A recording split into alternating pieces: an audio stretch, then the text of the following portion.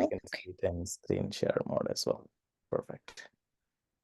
Yeah, so if you're ready to get started, I can give a quick introduction. Not that you need one, but yeah. So Aruna is an associate professor at Stonybrook. She got her PhD from UMass Amherst a number of years ago and was then a Computing Innovations Fellow at University of Washington. She's got the SIGMobile Rockstar Award, a Ubicom Best Paper Award, a VMware Early Career Award, several Google Research Awards, Applied Networking Research Prize, and lots many more. Over to you, Aruna, for what you want to say about BBR. Hey, thank you. Thank you, Nishant, and thank you, others. I'm seeing some familiar faces and names. So hello, everybody. It's nice to be here. So yeah, I'll talk a little bit about BBR congestion control and the work that we've been doing for, I think, since 2019 or so when we started doing this work. Let me actually go to the presenter mode. So the weird thing is when I'm in the presenter mode, I can't really see you all. So you can just pipe in and ask any questions in the middle. This is mostly informal. It's not a very formal presentation. So feel free to jump in. And if you have any clarification questions. Okay, so let me start with, let's see. Okay, so what's BBR? It's a bit of a mouthful. It stands for Bottleneck Bandwidth and Round-trip Propagation Time.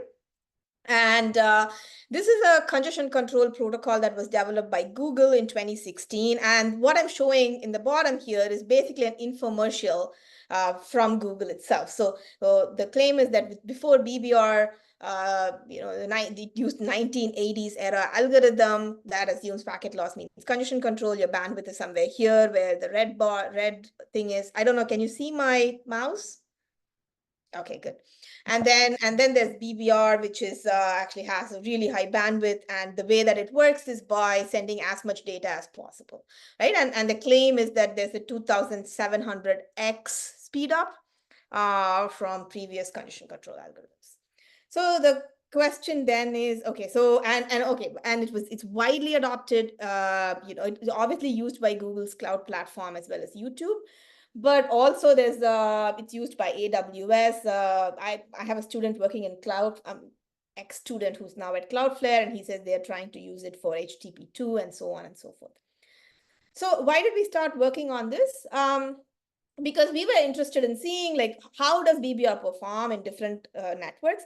And by the way, this is our mindset 5 years ago. Okay, so when not much was known about BBR, this whole BBR adoption was pretty high even 5 years ago, but then you see that there wasn't a lot of work back then, so we didn't really know how it worked.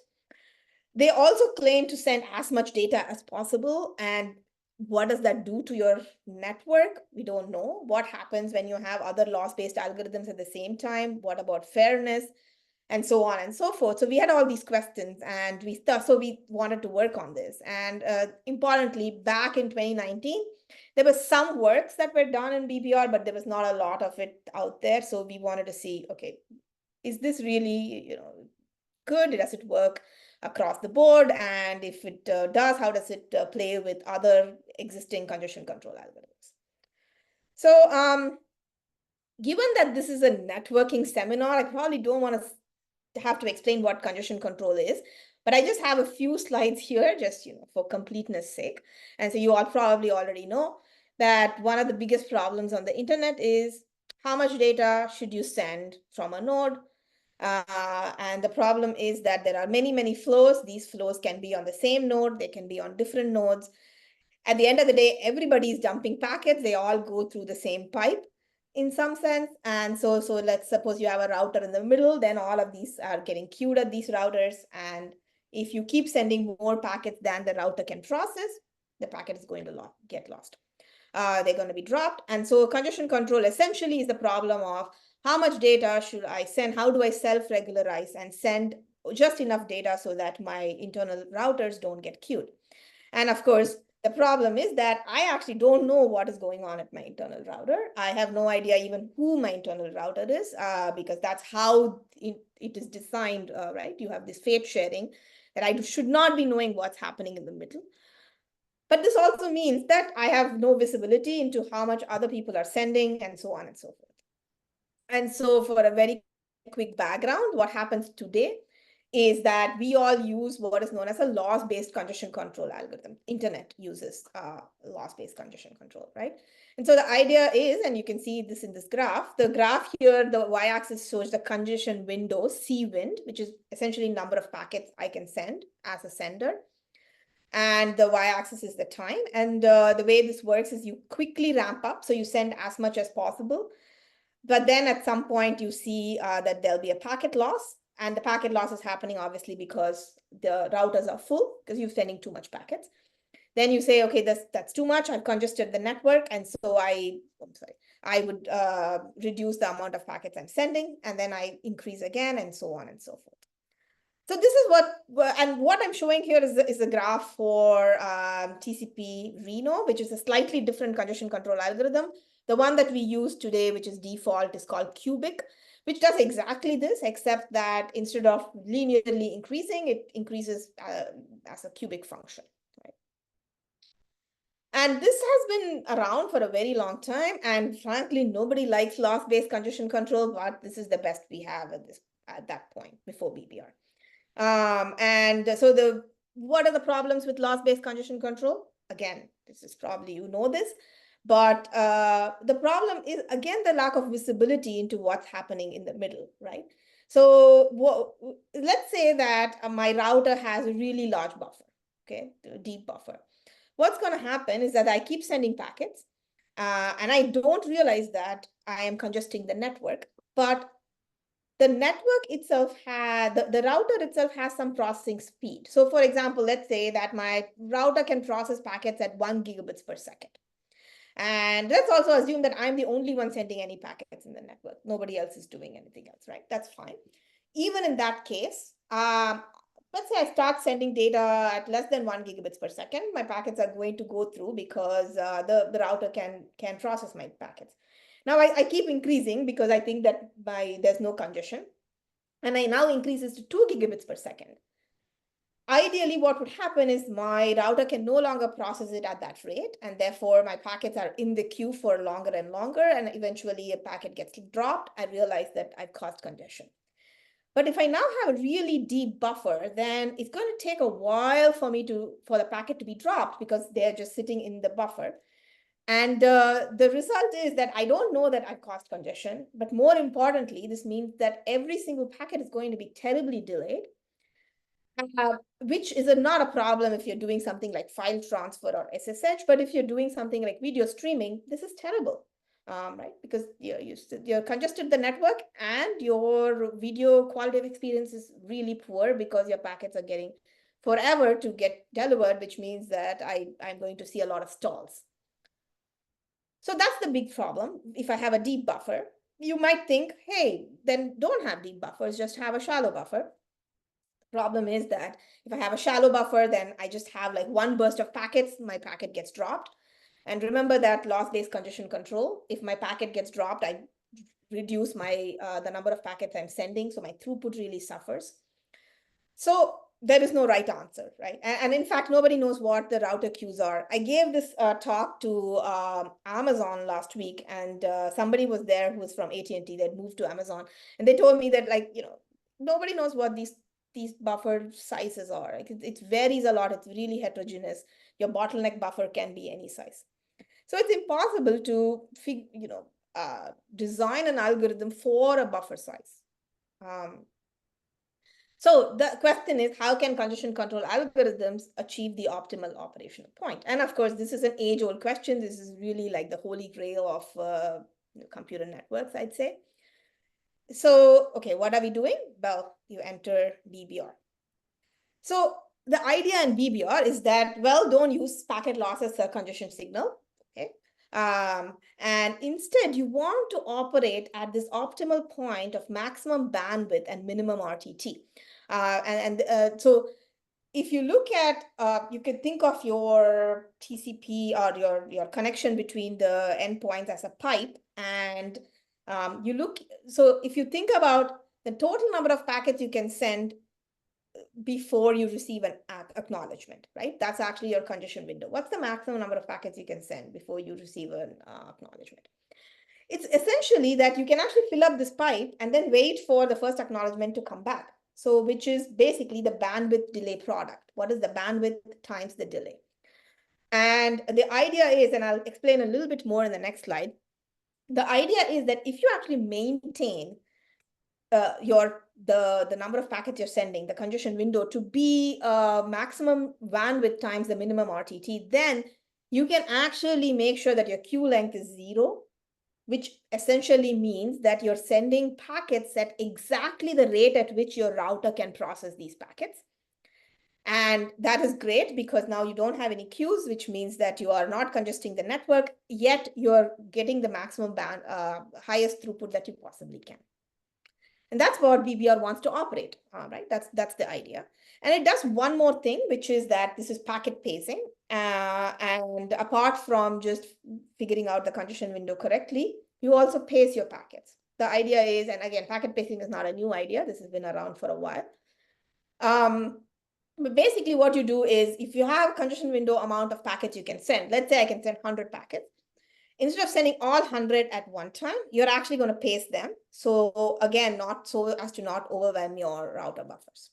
Right? This helps to make sure that your routers don't get full. Or at least it's more fair also to other flows. So anyway, so this is the high level idea of BBR. This is where they want to operate, right? And if you look at why this is good, it's because, so let's look at this really nice figure. This is actually done by Neil Cardwell from Google, who's actually one of the prime developers of BBR. I really like how this illustrates the problem. So here, the y-axis is the number of packets in flight, which is the congestion window or the number of packets you're allowed to send. The y-axis on the bottom graph is the delivery rate. So that is the rate at which my packets get delivered. So let's then go back to our original example, right? Let's just assume that I'm the only one in the network. I'm a sender, there's a receiver, I have a router in the middle. This is a very simple setup. And you'll see that even in this setup, there can be problems. And this router can process data at, let's say, 1 gigabits per second. Now, as I keep increasing the number of packets I keep sending, this blue line keeps increasing until the 1 gigabits per second setup, right? Because up until then, my routers can actually process my packets at that rate. So it's okay. And what happens is the more I'm sending, the more gets delivered. So my delivery rate keeps increasing. But now if I increase my sending rate to even higher, what's happening is that my bottleneck is still the router. The router is not able to process more packets. So instead of sending it, my packet has to spend some time in the buffer waiting to get processed. This means that my delivery rate is capped at that 1 gigabits per second in that example. And so my delivery gets capped. And what is happening at this time is that, and if you can see my cursor, is that I have more and more packets in the network because it's getting later to process. So you actually see that on the top graph where the y-axis is the RTT. And so round trip time, RTT is a round trip time. And so what am I doing if I'm sending packets at a rate at which my router can process it? Then it gets sent immediately. There is 0 queuing delay. I'm assuming right now that queuing delay is the only delay in the network, which means that whatever minimum RTT I'm getting, I can maintain that. But once my packet starts spending time in the buffer, as you can see from my cursor, the green line here is that my RTT starts to increase. And so the point shown in red is where the loss-based congestion controls operate. So what's happening is that as I keep increasing, it keeps the packets stay in my router buffer. And at some point, eventually, my buffer gets full, the packet gets dropped. And that's when I realize that, oh, there's congestion in the network.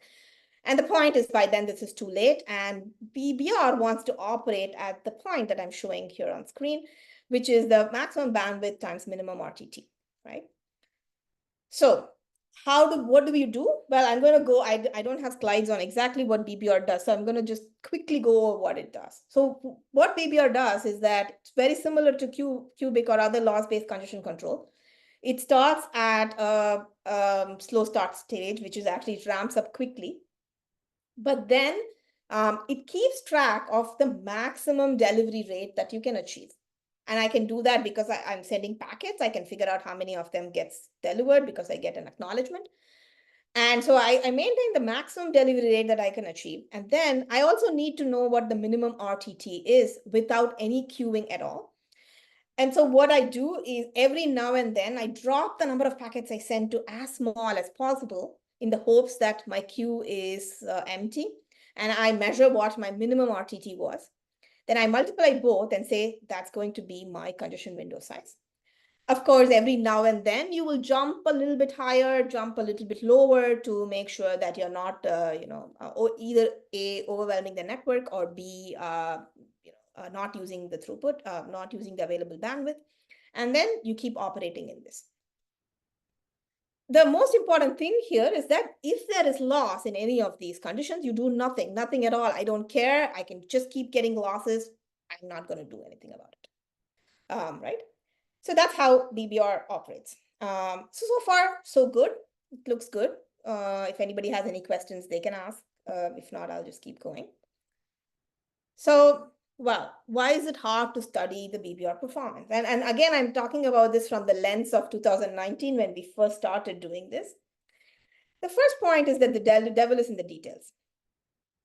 So even though it looks like a nice and clean algorithm, what I just said before, it doesn't work like that in practice, right? There are a lot of corner cases that you need to take into account. And if you look at this BBR code, there will be, ad hoc numbers over there, which we don't really know where they came from. So to give you one example, I just told you that BBR wants to operate at this maximum bandwidth times minimum RTT, which is the BDP, as they call it, the bandwidth delay product. However, actual BBR implementation actually sends 2 times the BDP.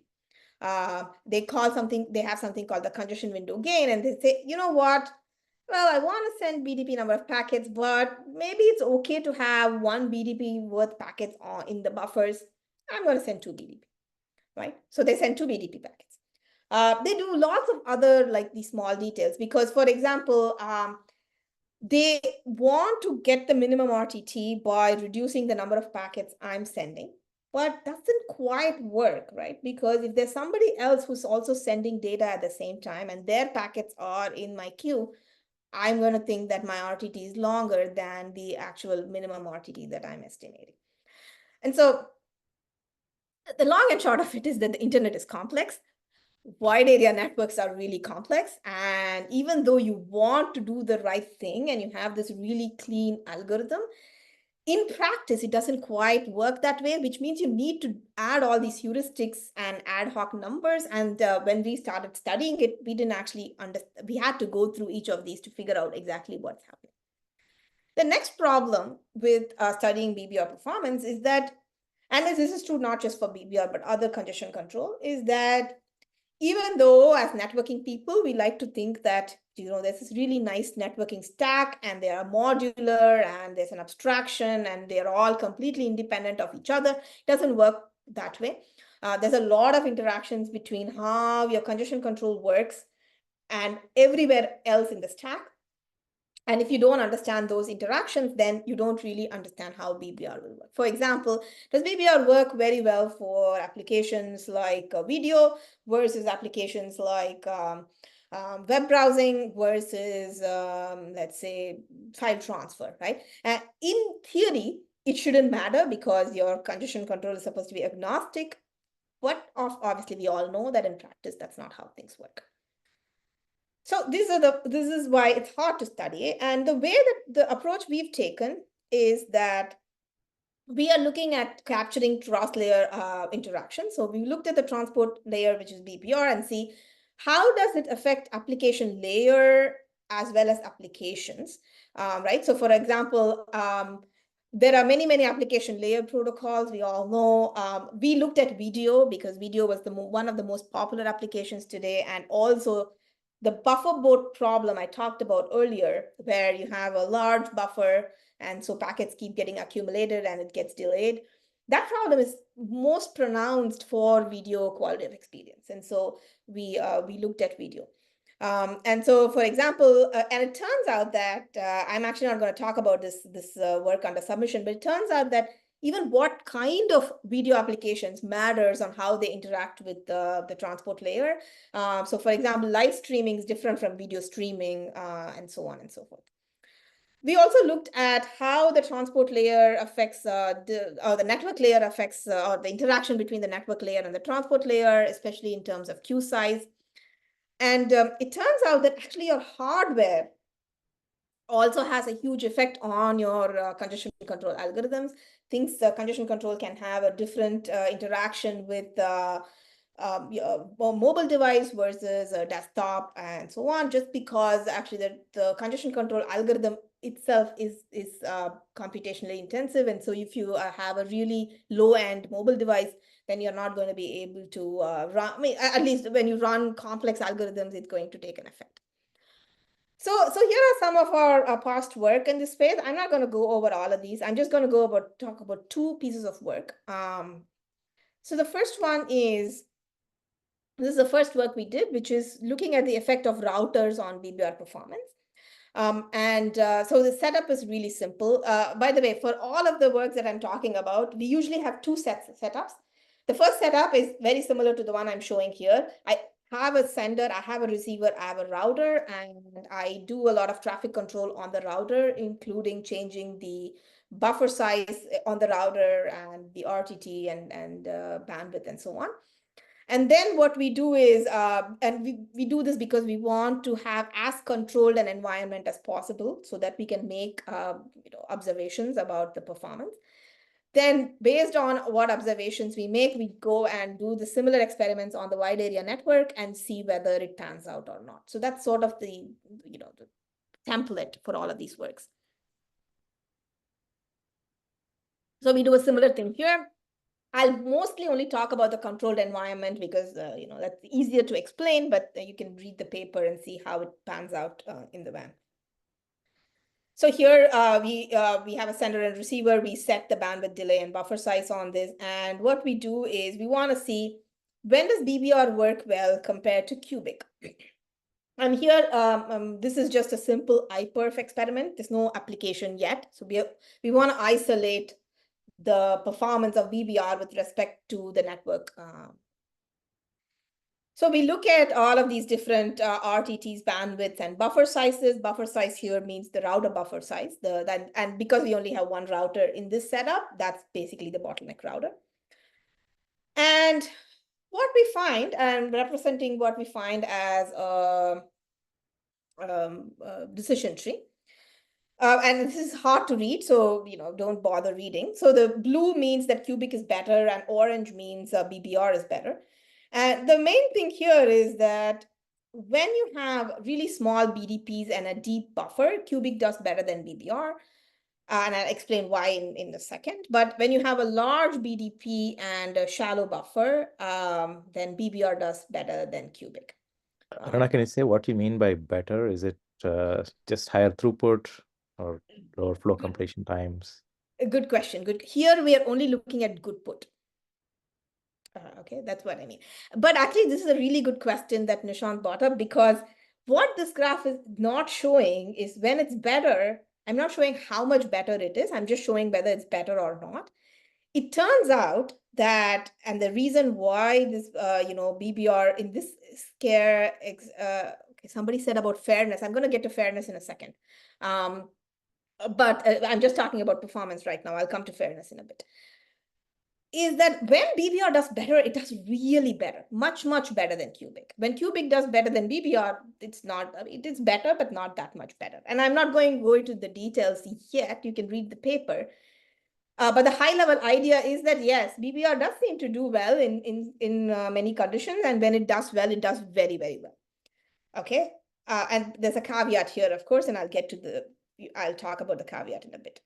But before that, let's look at why this is happening. And if you think about this for 2 seconds, you will figure out why this is happening, right? This is not that difficult to understand. It's very intuitive.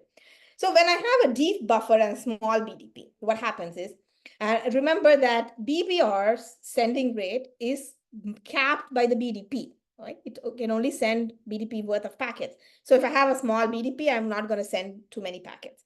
Cubic, on the other hand, has no such restriction, so it will keep sending packets. And now if you have a deep buffer, then Cubic doesn't even realize that there was a loss, so it'll keep filling up the pipe, and so it does better. Now, what's happening when you have a large BDP and a shallow buffer? Obviously, the exact opposite happens. I have a larger BDP, that means BBR can send more packets.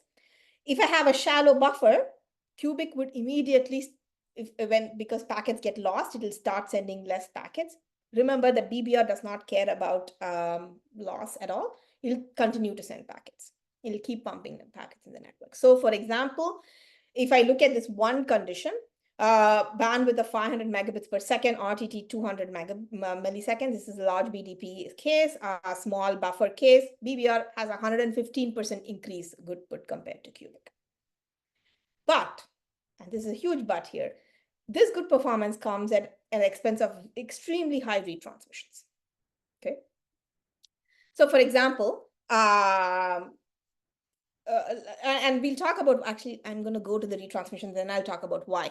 So here, this graph is showing, again, a bandwidth and RTT and number of retransmissions on BBR and also number of retransmissions on Cubic. And this is for the large BDP small buffer case. And the BBR's retransmission is 100x more than the retransmissions on Cubic. And why is this happening?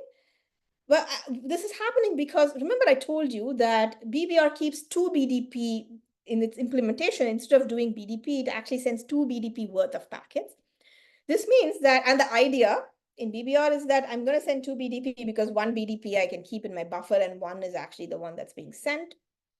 But if my buffer is shallow, then I won't be able to keep that 1 BDP in my buffer, which means that packets get dropped. But BBR doesn't do anything about it. It keeps sending more and more packets, and therefore there's really high retransmission rate. And so this is a huge problem. And one of the things that you see with this high retransmission rate is in terms of fairness. So if you look at BBR and Cubic, the interesting thing is that both are unfair to each other, but in different regimes. So here, y-axis is good put, and the x-axis is the buffer size. And so on your left is the smaller buffer case, on your right is the larger buffer case. And you look at this, you see that actually when you have small buffers, BBR pretty much takes most of the bandwidth. Like, it's extremely unfair to Cubic. Why? Because it keeps sending more and more, and it doesn't care about losses. And then there's this inversion point where actually when the buffer gets big enough, then Cubic starts becoming unfair to BBR. Our work doesn't look too much at fairness, but there's a lot of work on BBR fairness in the last 4 or 5 years. So I can, some of these papers are from this group from Ben Leong at NUS, National University of Singapore, as well as this group from Justine Sherry's group at CMU. And they've done a lot of theoretical work on fairness to see what the fairness looks like. But the long and short of it is that BBR and Cubic, neither of them are fair to each other, and in different regimes. But especially in the smaller buffer regime, BBR is extremely unfair to Cubic. Okay. Okay. So now we did this very simple trick, and just to see what will happen, because remember that one of the problems with BBR is that they make a lot of these ad hoc choices in the implementation that has a profound effect on the performance, right? And that was the hardest thing for us because we couldn't figure out which of these ad hoc choices actually results in poor performance. And so much of our work was actually in digging that out. And here, for example, it turns out that the choice of doing 2 BDP, that is I told you about this congestion window gain that they have, that they multiply that to your how much congestion window you can have, and then send that much packets. That actually can have a large impact. For example, what I'm showing here is this is just a condition 10 millisecond, 100 megabits per second bandwidth, small buffer case. So the y-axis on one side shows the good put, and the other side shows the packet retransmission time. And if I reduce my congestion window gain, instead of doing it as at 2 BDP, which is actually where the BBR sits, where you have high good put, but you also have extremely high retransmission. If you actually reduce the congestion window gain, you can have really good good put, but also not that much of a retransmission time. So it's a trade-off, and I don't know where you want to work with it. One thing to note here is I would have assumed that when the congestion window gain is exactly 1, which is the BDP, that's when you will have lowest retransmission and highest good put. It turns out not to be the case. I think it's mostly because it's very hard to exactly measure what this small BDP should be, and that's why this is happening. Okay, so, but this is just, I mean, we're not suggesting you do this. The point of this experiment was most to show that if you actually make ad hoc choices and have these hard-coded values it's not going to work under all conditions. This is not a surprise. Everybody should realize that that's true.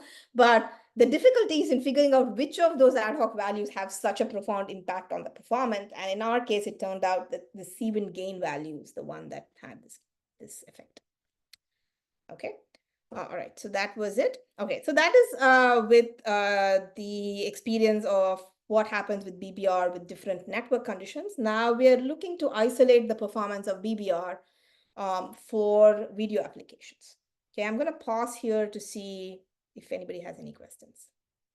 Yeah, I was just curious did you just look at all of the parameters and kind of explore it in an ad hoc manner, or was there more of a systematic approach that could be taken there? And also, does this mean that you can maybe learn a better, like using the usual approach of learning everything using machine learning or whatever, maybe a reinforcement learning based approach over BBR? Excellent question. We actually, in fact, have a workshop paper on can we learn BBR parameters.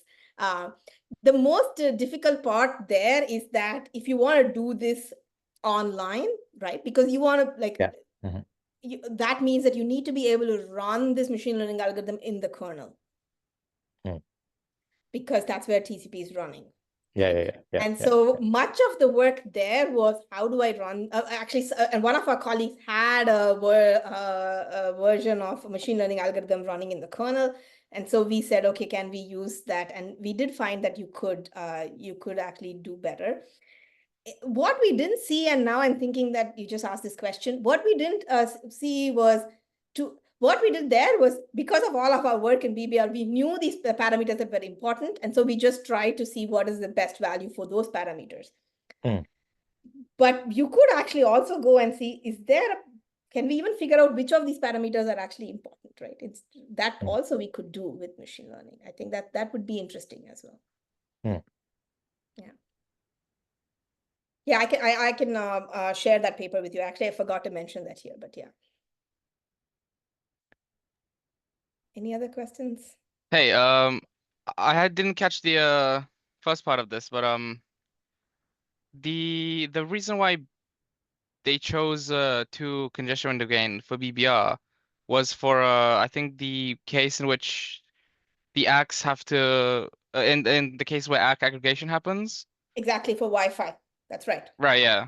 So yeah, because I've been doing some BBR work myself. Some of these parameters are like seemingly arbitrary, but at the core they do kind of try to solve a very like specific problem. And when you're designing like a congestion control algorithm which like tries to kind of be broadly useful across a range of parameters, that can be probably quite difficult. So I completely agree with you. In fact, that's exactly the point of this presentation, that right, it's very, very hard to design a congestion control algorithm that works across the board. So what we wanted to do is to see which of these work in which conditions so that you can actually tune them better.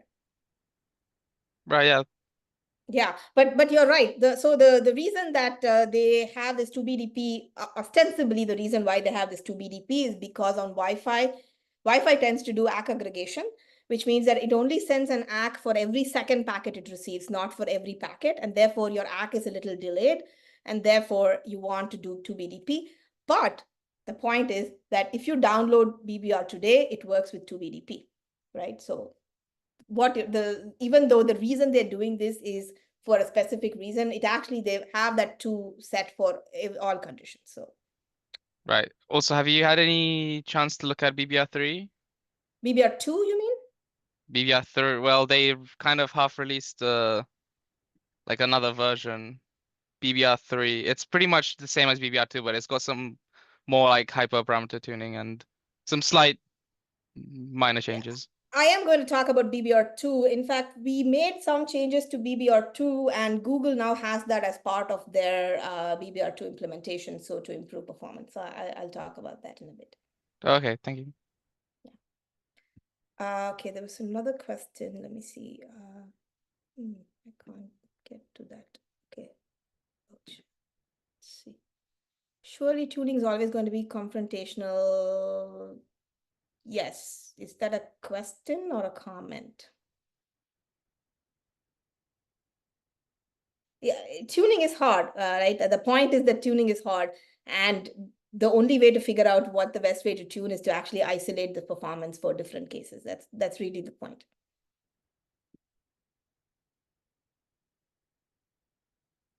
Okay, I think I'll move on. So we now looked at BBR in conjunction with the video. And the question again is, does the BBR outperform cubic, and how does it interact with the video streaming? So let's see. So again, a very quick primer on how video streaming works. Again, probably most of you know this. So the most common application protocol used for video streaming is called Dash. Okay, statement. Yeah, I'll get to that a bit later. So the Dash is the way that it works, and Dash is not one version. There are also other versions that, for example, Apple uses. And the way that it works is that you take this video, you break it into chunks, you then encode each video under different bit rates. The larger the bit rate, the better the quality is, but also requires more bandwidth. And and then you use something called adaptive bitrate algorithm. And this algorithm would look at what the throughput is and figure out which bitrate to send. And so if the throughput is high, it would send something with a higher bitrate, so that quality is good. And then otherwise it will send something with lower bitrate, right? And sort of, you also have to do other things. For example, you want to make sure that there's not too much variability in quality, and so on and so forth.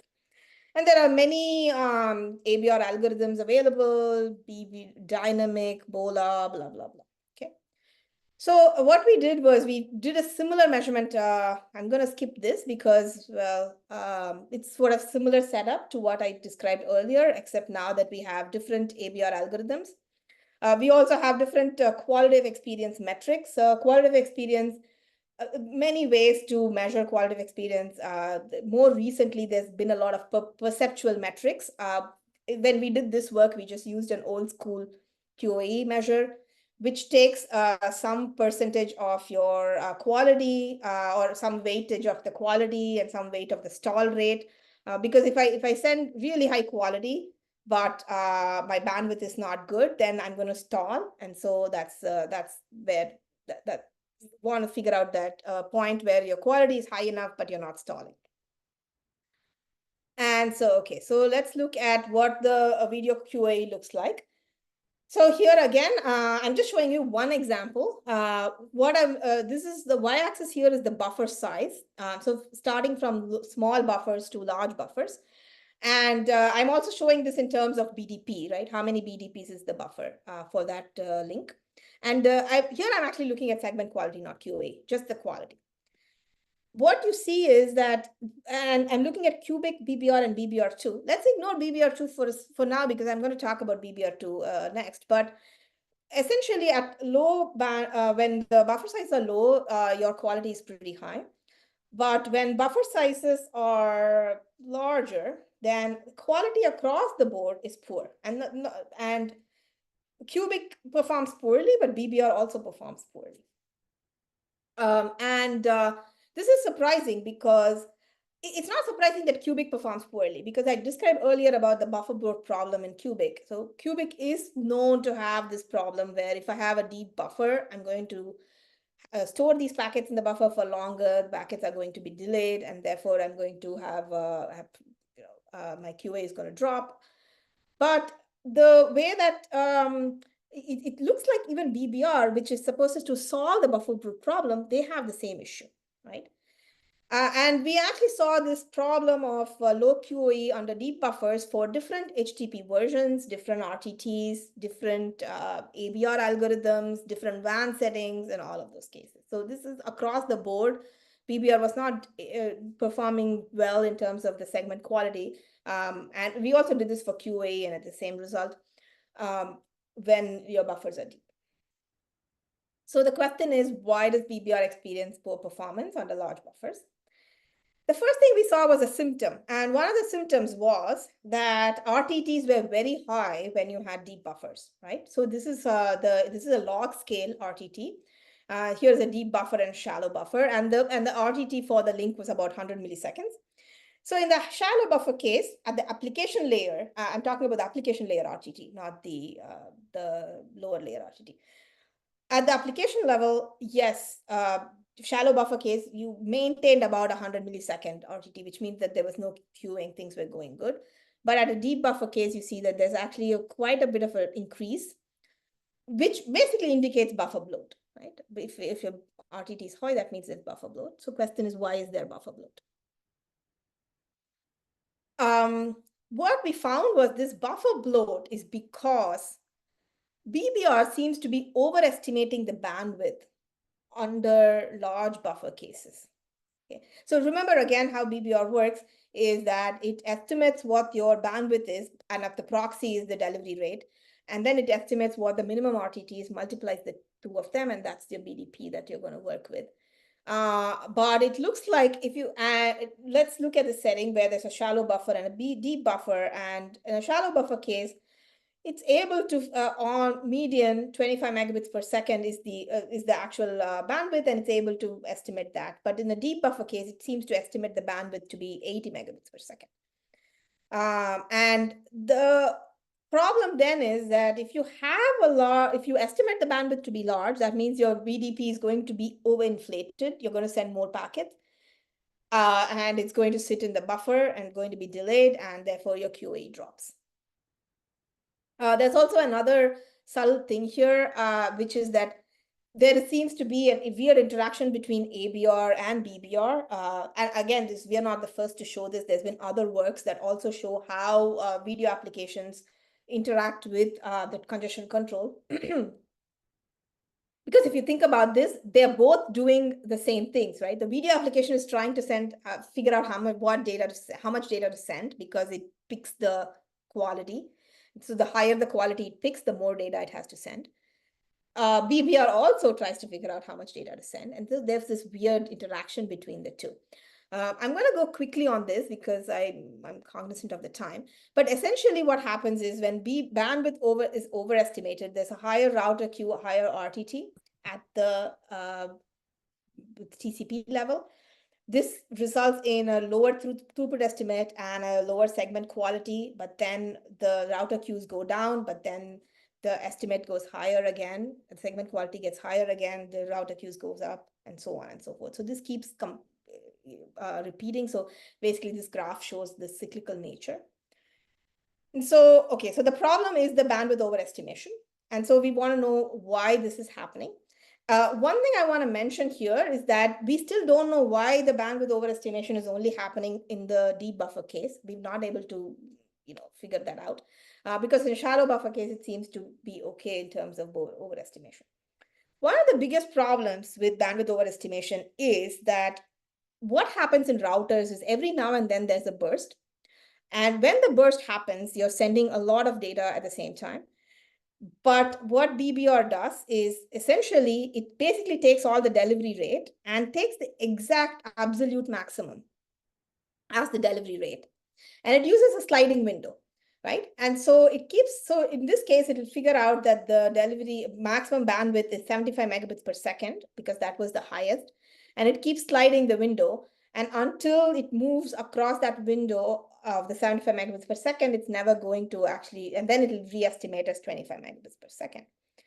And so the problem is for a short amount of time, you're estimating your bandwidth to be very, very high. And that means that you're going to overestimate and can cause this problem. And actually, there's a really simple fix to this. You can essentially just say that, why would you choose the maximum? Maybe do not use the maximum in case it's an outlier. Maybe use like, the 99th percentile or something like that. That's what we did. We did a very simple experiment. Just say that I don't use the highest sample and use like the 95th percentile. What will happen? And voila, it turns out that actually your average segment quality improves. And so again, the point here is that this, like, if you have this kind of one ad hoc way in which you're doing something, in this case, how you're estimating delivery rate, you can actually do a simple fix to fix this problem. We've been talking to Google about this. They don't seem to want to change this yet, but they did change something in the BBR2, which I will talk about next. But anyway, so in a nutshell, BBR improves throughput over cubic under certain conditions. And in those conditions, it does much, much better.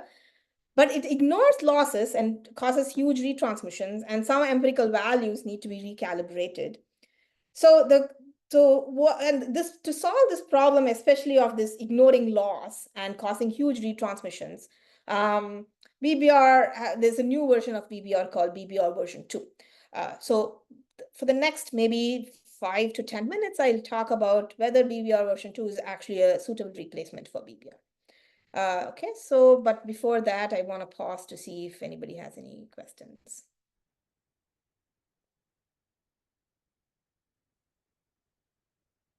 Okay, so there's a PAM paper here. I don't think I've seen this one. I'll look at this. That and the previous one was just a link to BBR v3, and so he's pointed out the PAM as well. There's a paper from Anya Feldman's group. I see. And how does BBR v3 do? Basically, they're still saying there's a lot of scope to improve. That v3 was supposed to do better with respect to cubic, but I think there's still a lot of scope to improve. So I see. Okay. More work to be done. So I'll talk about BBR v2. Okay, so we've been working a bit on BBR v2. So again, the problem is that BBR completely ignores loss, and this causes high retransmissions and unfairness. And so what should we do about this? So the way that BBR v2 works is, by the way, the graph I'm showing here is the 4 stages of BBR. Right, there's a startup stage, which I said, where you start up, then you drain initially, just to because you would have sent a lot of packets.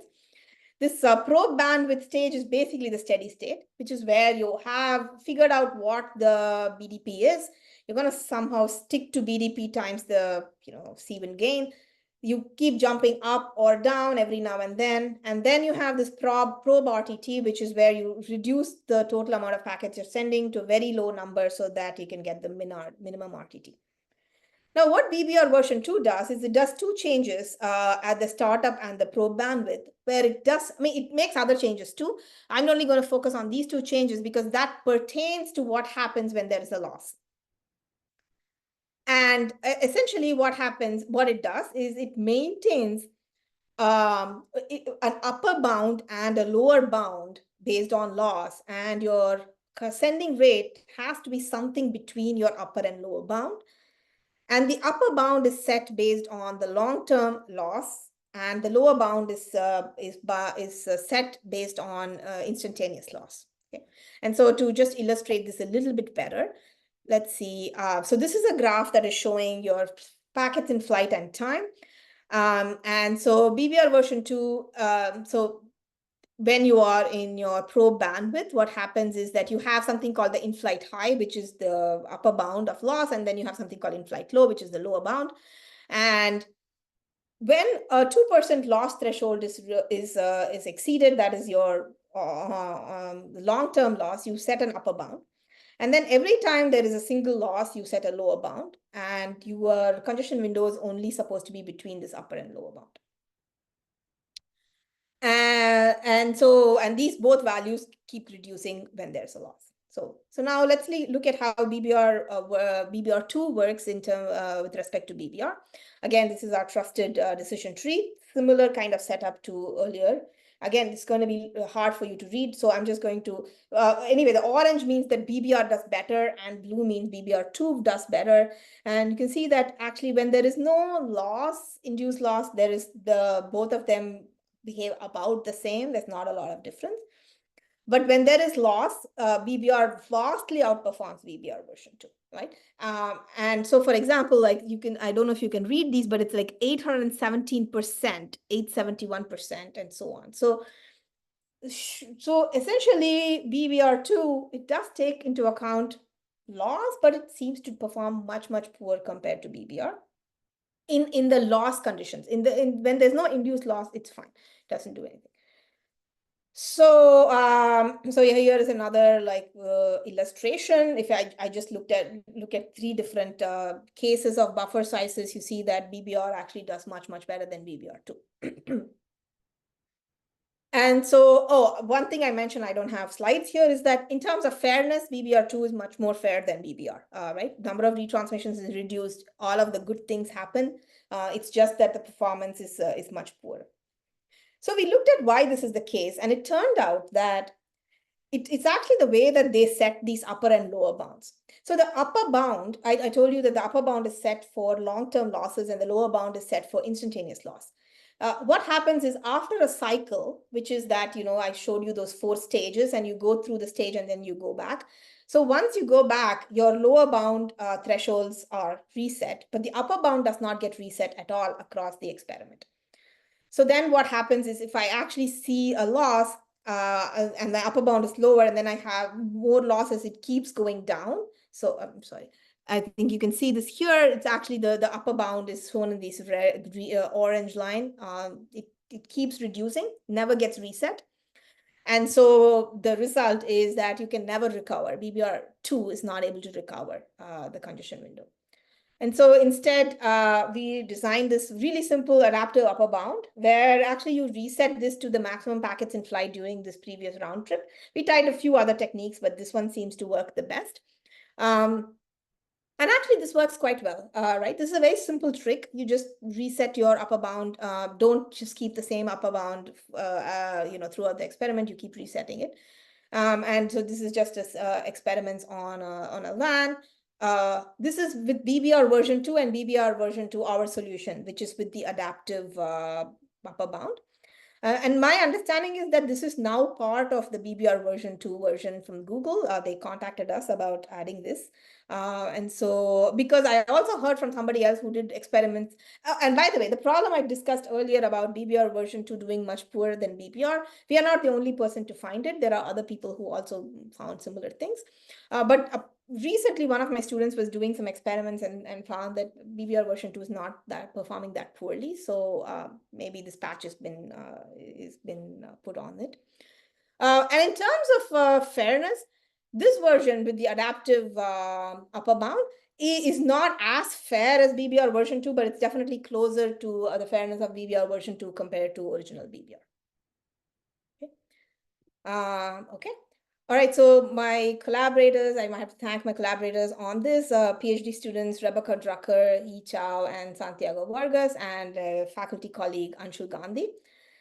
So to conclude, BBR and BBR version 2 is the closest we have come to achieving this optimal sending rate, because they are doing like this holy grail of what the BDP is going to be. But in reality, congestion control is hard. Probably people who work on this already know this, because there's a lot of interaction between congestion control and the application layer, the network layer, even the hardware.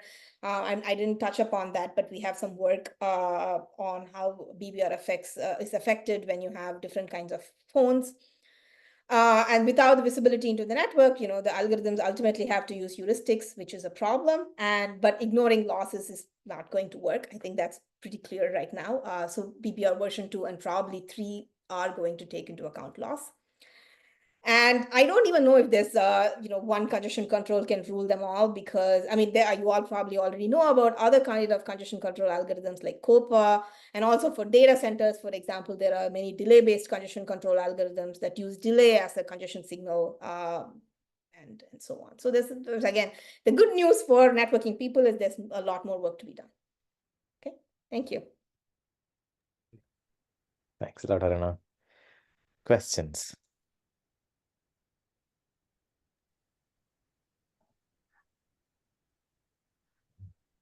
So I had one sort of meta question, right? So there's this, the BD operating at that right point in the BDP, it seems to be what BBR is aiming for. But is that really the right metric to be optimizing? So for instance, if all I want to do is just send a file across, let's say I'm Microsoft and I want to send the next version of Windows, probably just care about how soon can I send it, right?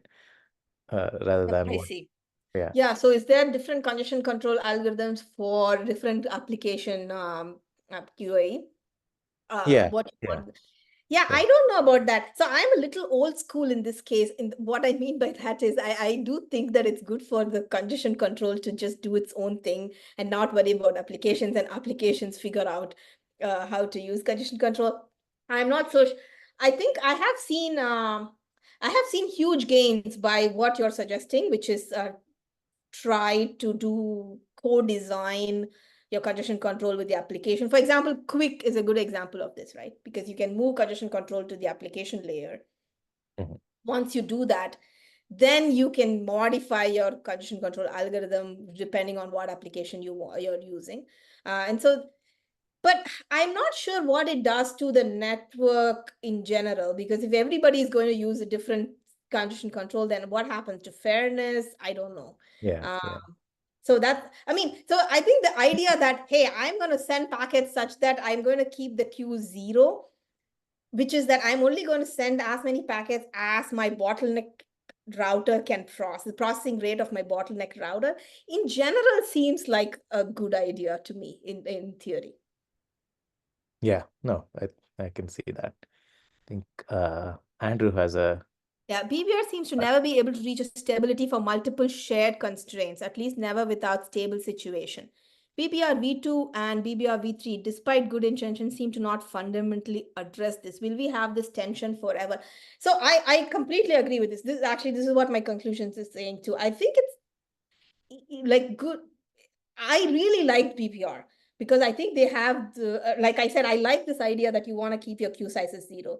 But I think in practice, it's impossible to do this. And you're going to either have too many retransmissions, and then you say, okay, no, I'm going to do something about my loss, and then you go back to something like cubic.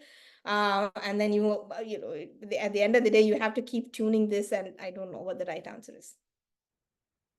I haven't looked at BBR version 3. I was actually on sabbatical last year, so I actually haven't done work in this space. So I'll go back and look at the version 3 to see what it does. Well, I have maybe a comment more than a question, Aruna. So you kind of main takeaway, there is still a lot to be done, but I have a little bit different take on this. So we all realize that it's well-studied old problem. It involves a lot of parameters. And I think the point that there is no optimal algorithm, it's well accepted. Right, and I actually go back 30 years ago. Well, actually, going to the very origin congestion control, when Rajan and others at DEC were proposing the first congestion control algorithms, that they had exactly the same objective as you mentioned for BBR. They went to this throughput delay knee point that they wanted to optimize. All right, and much later, 20 years ago, when I was at Washington, St. Louis, John Turner was telling me, well, Sergey, why are you researching congestion control? It's like polishing a round ball, right? And of course, then congestion control came back because of data centers and now there are congestion control sessions. But it is kind of futile. I understand that Google, a big company, deployed this algorithm and it has impact and whatever, everybody excited, but probably doesn't really matter. Yes, you change something, you deploy new heuristics, it changes your efficiency behavior, your fairness behavior, but all in all, I know it's just kind of shifting the performance profile without kind of making any kind of fundamental improvements or changes, I think. So, I mean, okay. I partly agree with you, but I think we are all in this thing of improving the performance profile slightly, right? Like, I don't know, that's our job, I think. So in that sense, Yeah, but I think my point is that it just essentially every congestion control paper has its own setup. And for one setup, you show improvements, but another group of people come back, well, use these heuristics and these different set of conditions. You have better performance for this new scheme. And at the end, they're just looking at basically infinite combinations of various things you can do. And in some cases, one performs better, in other cases, another performs better. So on a global scale, you don't really change anything fundamentally. Yeah, I think I agree with you. And this is a philosophical question, right? This is similar to what Nishant was asking. So should we have different congestion controls for all of the slices of the internet, or can we have this one congestion control that will work very well? And yeah, it looks like right now we are still in the stage of tweaking things that will make a difference only in certain cases and not in other cases. And yeah, that's where we are. I think the data center world is slightly different because there's a little bit more control over what the data centers can do. Whereas on a WAN setting, it's that much harder to do this kind of tuning. Yeah, and on a different note, you mentioned congestion control and ABR. They're essentially the same thing in allocating network resources. But I think the difference is time scale, right? So when you look at the Dash technologies, you have chunks downloaded on the granularity of seconds, and congestion control operates much faster time scale.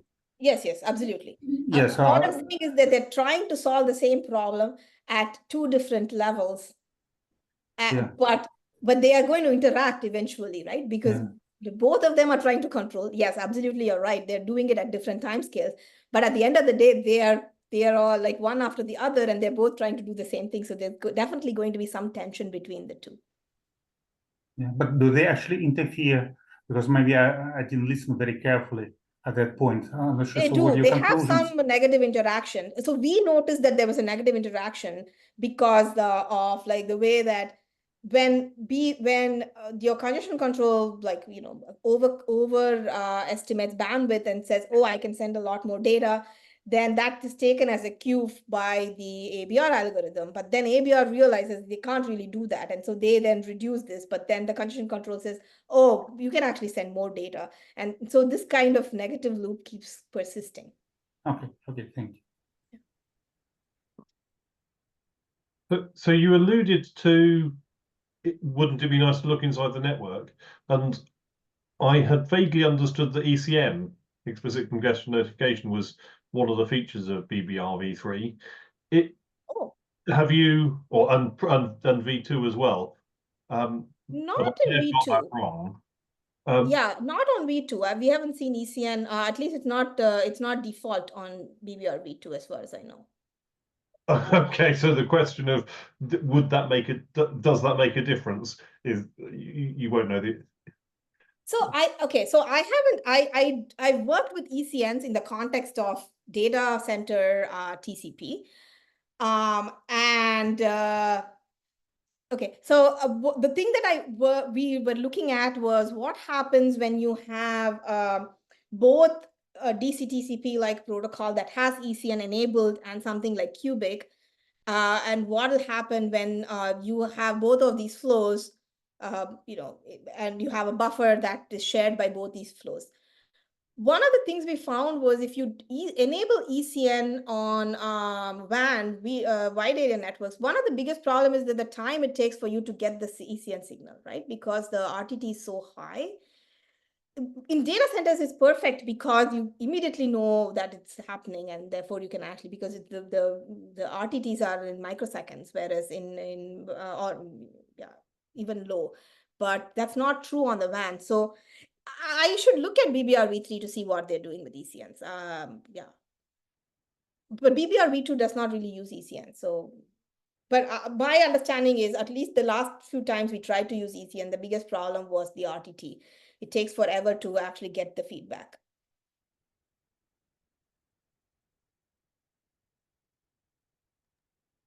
if you do and produce some interesting results, let us know. Yes. That would be quite, you know. The only issue right now is that the student who's working on this is graduating, but yeah. Is that an advertisement for more students then? Yes, yes, please. If you're interested in this, please contact me. Great. On that note, I guess if there are no further questions, then we can thank Aruna. By the way, there is no one true ring. I completely agree with that, actually. I put the rule them all over there, actually. I think there is one true ring, right? Why do we do this stuff? Because we like doing this. Who cares what the actual performance improvement is? That's fair. That's fair.